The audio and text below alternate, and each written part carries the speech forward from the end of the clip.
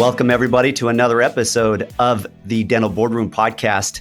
I have one of my good friends and a recurring guest on the show, Matt Odgers. Thank you for joining, Matt. Yeah, thank you so much for having me back, Wes. I'm looking forward to this. So just for those listeners who have not learned or listened to some of our prior podcasts, Matt's been on a couple of our shows. Matt is a dental attorney, and Matt and I sort of kicked off our careers in dental together about going on close to 10, maybe 9 years ago. We were starting up in a very small executive suite and ran into each other. I don't know if we had more than a couple dental clients at the time, and we moved forward. And so we've just been tight all along the way. And there's a lot of great dental attorneys that we've worked with here in Southern California are the ones who I work with most. And I really enjoy working with all of them. Matt, just our history together has made it more of a unique relationship.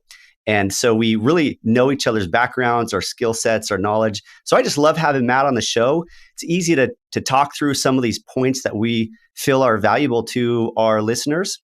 So Matt, thanks again for joining. Today, we've got a cool subject. We are doing a series on practice transitions. And practice transitions are really kind of a hot topic these days, wouldn't you say, Matt? Yeah. Oh, absolutely. They're moving right along. And I know in my world, just the volume of practice transitions that are happening has really increased. I feel like, dealing with a handful of them at any given time. It's been great. Yeah, we've been on a number of deals together, and definitely seeing some in the DSO space. And that's a whole different level of, I will say, detailed knowledge that's needed in order to navigate that transaction. We here at Practice CFO primarily work with the private practice. And so however, a lot of our clients who are very successful end up getting pitched to by the DSOs out there and DSO brokers. And so we're often evaluating DSO contracts and all the language in that. And so we'll have more podcasts on that subject. And we've already had probably 3 or 4 podcasts on DSO deal structures in the past as well. But in this series that you and I are going to be doing together on transitions, it's primarily going to be around the private practice sale. And I want to provide the type of education that if a buyer or a seller were to listen to our podcasts, they would feel extremely informed moving into a practice sale or a practice acquisition. And recently, maybe it was a few months back, Matt, we talked about an LOI, the importance of a letter of intent, and also what are some of the terms embedded in a good letter of intent. So if you want to go back to the beginning on our transition series, those 2 would be 2 good ones to listen to. Today, we want to talk about escrow. And you may not get thrilled about the subject, but I think if you're considering selling or buying a practice, I think this is a good one for you because escrow does play a very valuable role in the transition process when a deal uses escrow. And not every deal uses escrow. There's reasons why some don't, and there's obviously reasons why some do. So we want to talk today about the purpose of escrow, what does escrow do, and why you should consider using escrow in your practice transition. And before we jump into the actual content, one thing I want to say is that this podcast, The Dental Boardroom, is the podcast for Practice CFO, which is my dental CPA and financial advisory business located out of San Diego. We work with clients all over the place as well. We have about 45 employees. We have 9 advisors and work with approaching 400 dentists throughout the country. And so been doing this for about 13, 14 years, which gives just anecdotally a lot of experience to talk about these subjects, specifically been in a lot of deals representing buyers and some deals representing sellers as well. But on the side, as Matt and I are sort of joined in building a technology to facilitate a smoother transition for buyers and sellers, and it's called Practice Orbit. You can check it out at practiceorbit.com, www.practiceorbit.com, and you can always create a free account. What it does is it's sort of a Redfin or a Zillow for dental practice sales. It consolidates the supply of dental practice sales and the demand for dental practice sales in one place. That is the aim or the goal. It is only recently launched and in fact is undergoing a lot of right now to add a lot of great features to it. And then the software will not only help make the market, i.e., help buyers and sellers find each other, but also provide tools to navigate from NDA to letter of intent to closing, and the buyer and seller's respective teams to all work in a common transaction flow, or what we oftentimes is called a transaction management room. So we're very excited about that. And Practice Orbit has its own podcast called the Dental Practice Sale. So this and these transition series will be posted to both of those podcasts. But if you're interested in the dental practice sale or are thinking about selling your dental practice, check out the Dental Practice Sale podcast. We got a lot more content over there and its own content separate from the dental boardroom. Excited about that too. We also do talk quite a bit about selling to a DSO over on the Dental Practice Sale podcast if you're interested in that. Yeah, and let me jump in on the Practice Orbit side. One of the key concerns I get from buyers when they come to me is that this whole transaction process, there's so many different people involved and there's so many moving parts, and it's not something that's common knowledge or common sense. And so part of what Practice Orbit through the technology is designed to kind of help make a smooth transition process. And whether that be the escrow, like we're talking about today, the letter of intent, discussions between the attorneys, the broker being involved and being able to collect information in one place. All of those things, Practice Orbit is geared towards simplifying that process and making it easier. So as a dental buyer, you don't feel like you need to take this all on yourself and study and be an expert in this. Our role as advisors is to help you kind of get through the transaction in a clean and easy manner where you can focus on the terms that are most important to you. Yep. And if you are a practice owner and you want to determine the value of your practice, you can go in there and within minutes, if you have your tax return, you can put in about 7 or 8 numbers and it will tell you with some pretty good approximation what is the estimated value of your practice, and it provides a low, medium, and a high, and then what you would take home after paying any debt you have on the practice, any taxes, and any transaction costs. So it's a really cool little tool, sort of like a Zestimate, except for it's related to dental practice sales. All right, let's jump into this subject today. Matt, you ready? Yeah, let's get after it. Okay, escrow. Now, in my experience, I would say around maybe a third to a half of the practice transitions that I've been in use escrow services. Matt, you can share with me your experience. What is the benefit? You kick us off. What is the reason to use an escrow when selling your dental practice? So there's a handful of benefits, but the primary one is financial security. Anytime that there's a transaction that happens and one person has to deliver compensation for goods or services, it's difficult. When do you hand the money over? How all of that is coordinated. And escrow ultimately acts as a neutral third party that holds funds securely until all of the terms of the sale are met. And this reduces the risk of any financial loss due to fraud or any breach of contract. And so escrow kind of has ultimately a checklist of things that they go through to make sure that all of the boxes are checked before they release the funds to the seller. And because they're a neutral third party, they don't have a conflict of interest in representing either the buyer or the seller. Their primary responsibility is to the terms of the escrow instructions. So it really is a security apparatus to make for a successful sale. Yeah, let me comment on that last comment you made about representing the buyer and the seller.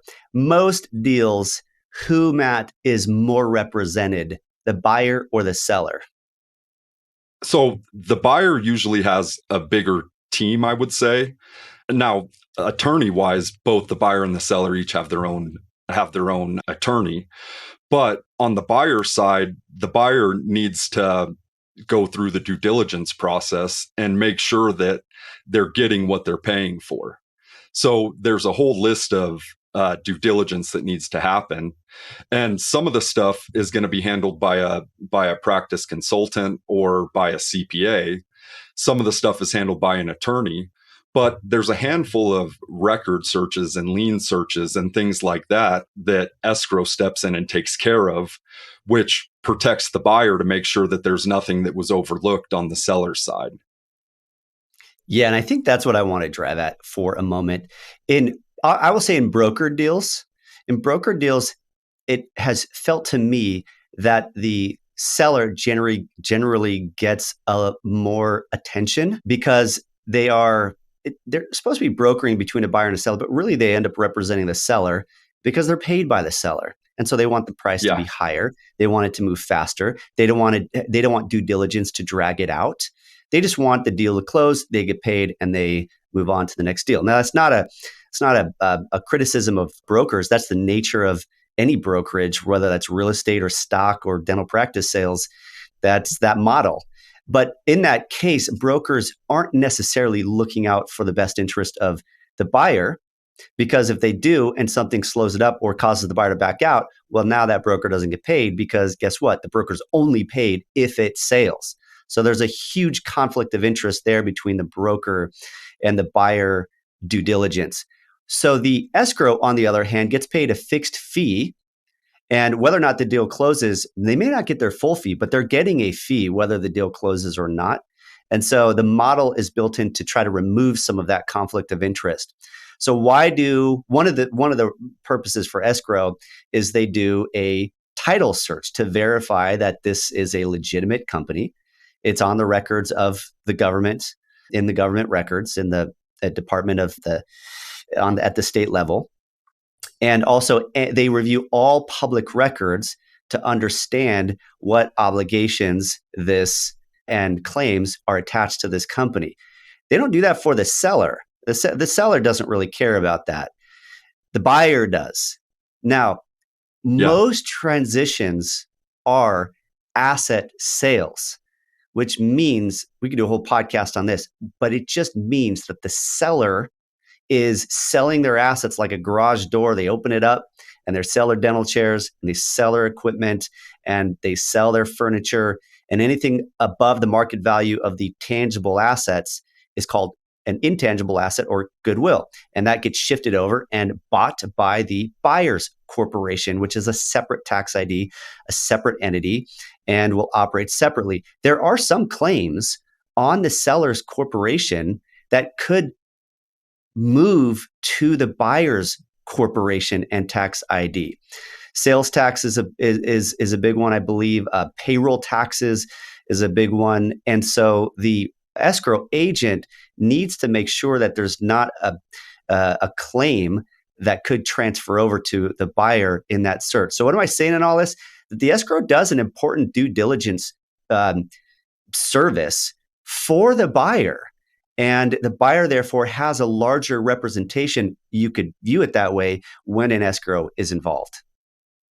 Yeah, absolutely. So a lot of times you look at what teeth either the government or banks have into the assets of the practice.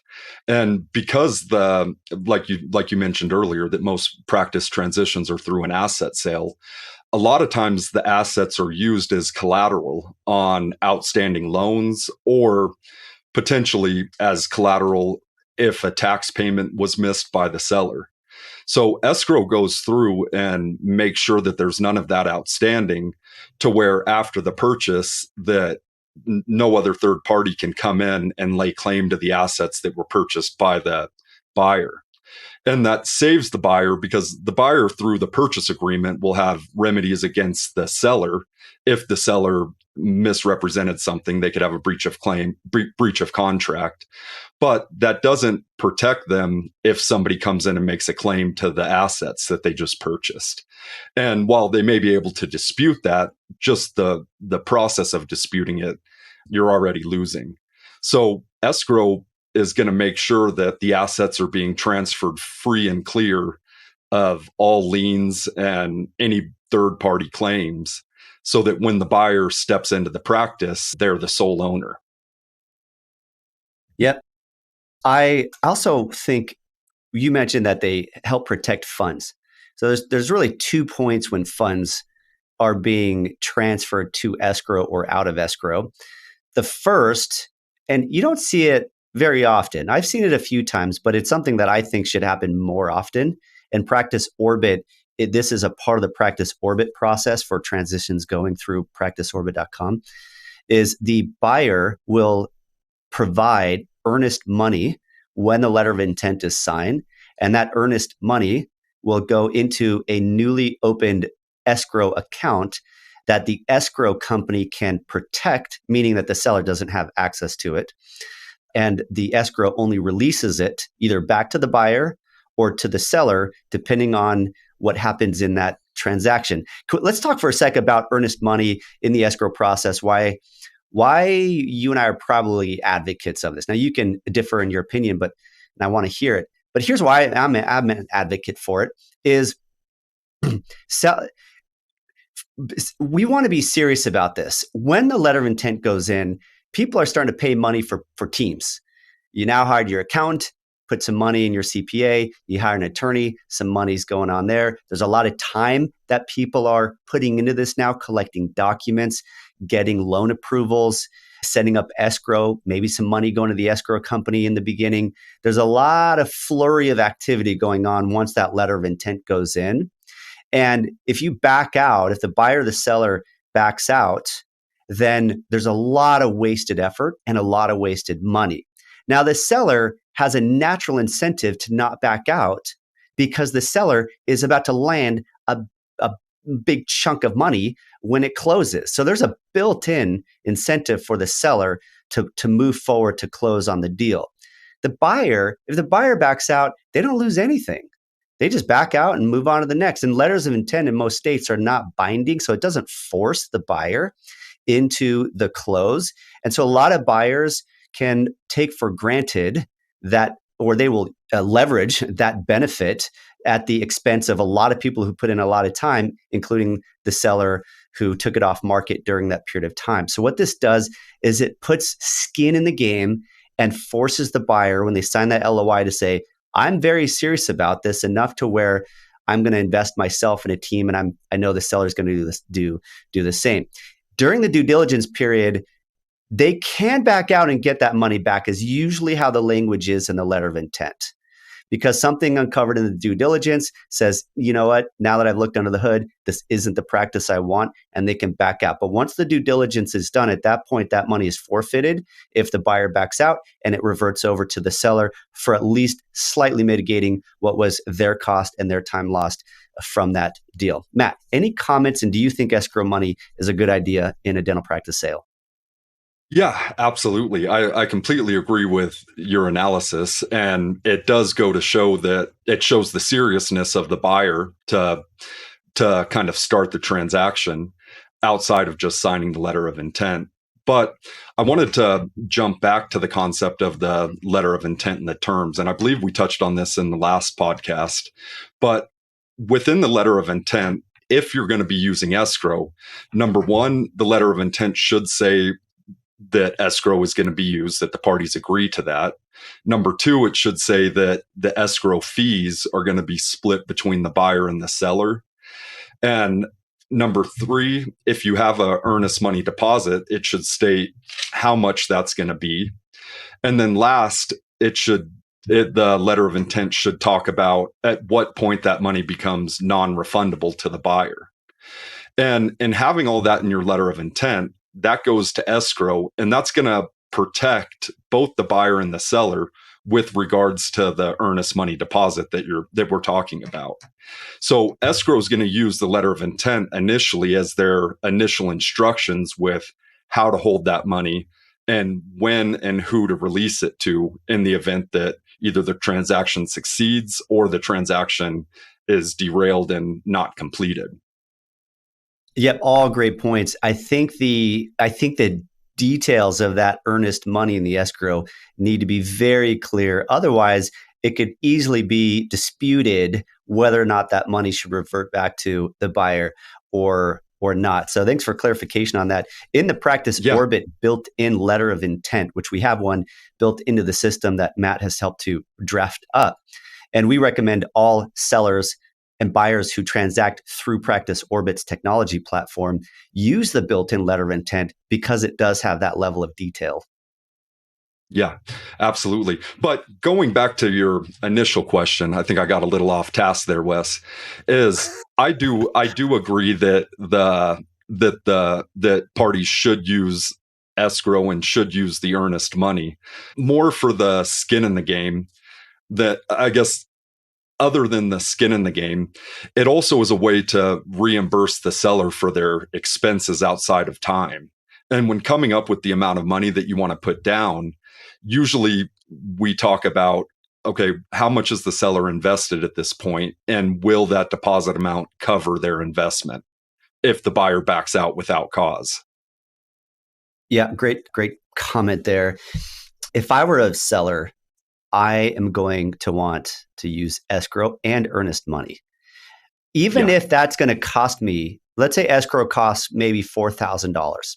And that's usually split, by the way, equally between the buyer and the seller. And Matt, you can comment here in a bit about fees if you want to. That's my understanding. It's usually around $3,000 to $4,000 split equally. If I'm the seller, I will be happy to pay that $1,500, $2,000 if I can significantly increase the probability of this deal closing. Because I find that most sellers, once they decide to sell and they start mentally pivoting, they want it to go quickly. And it's a huge kind of blow to the seller when a buyer takes a month and a half, 2 months, and then backs out.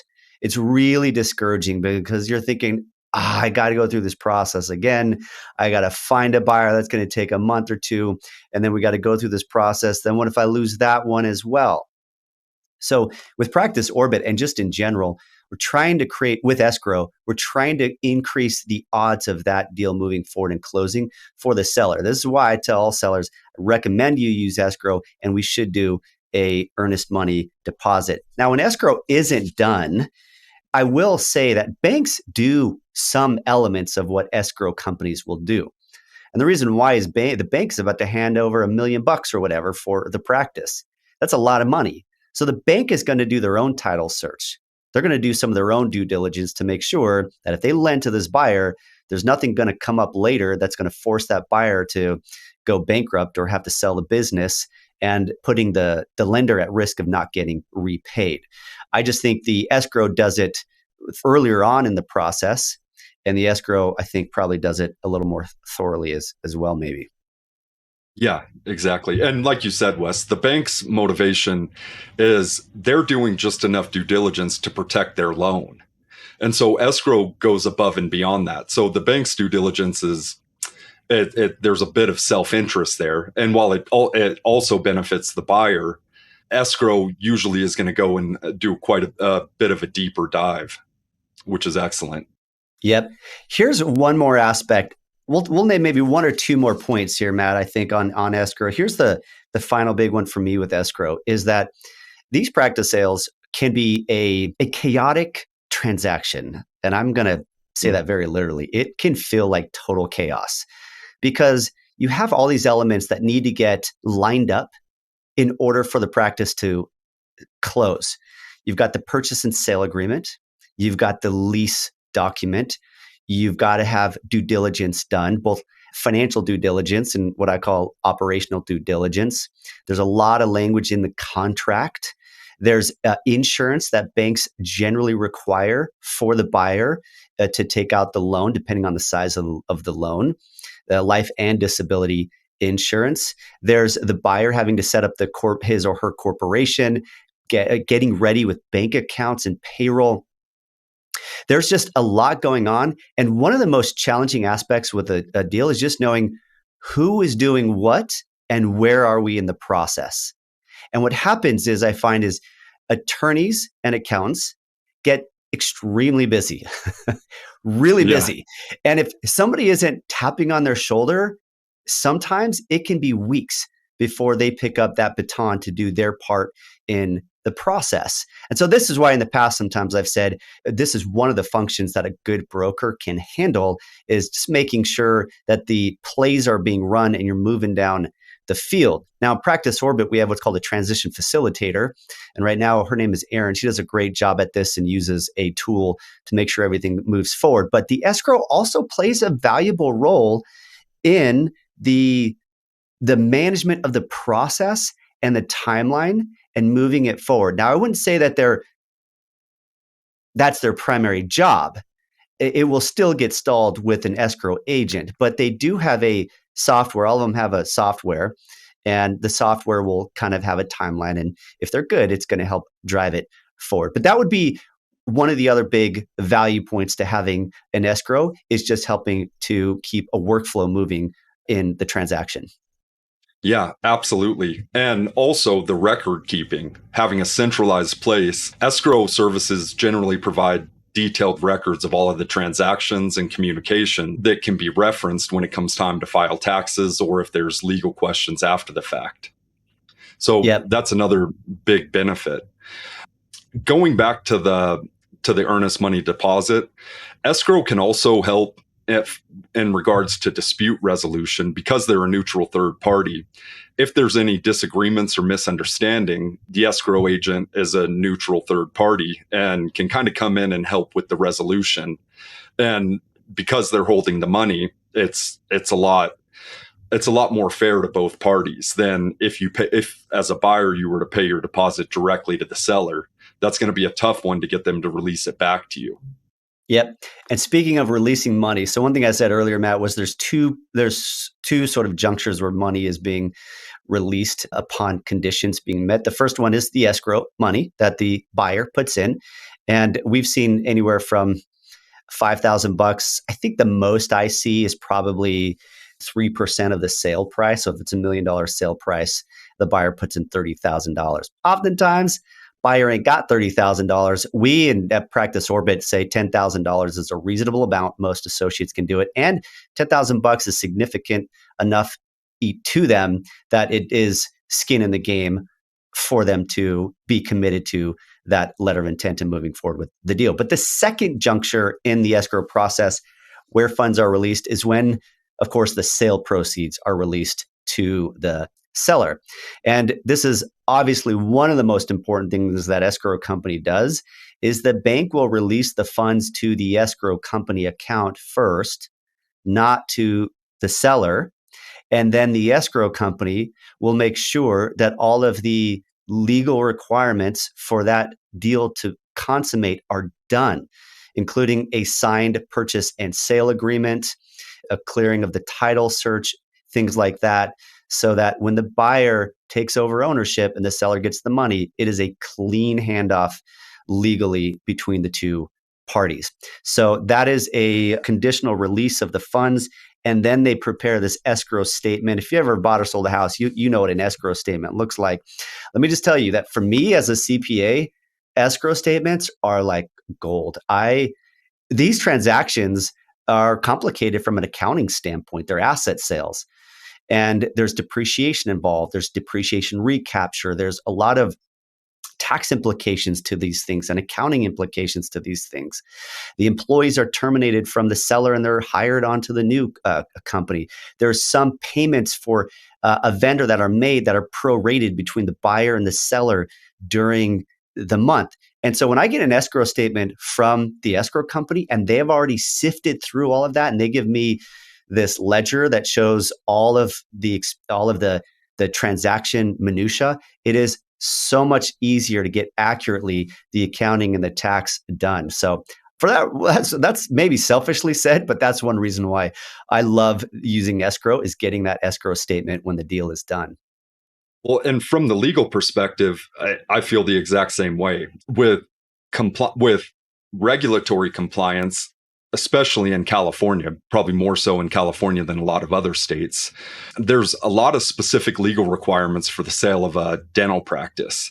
And escrow is familiar with all of these regulations and tracks all of it to make sure that the transaction complies with California law.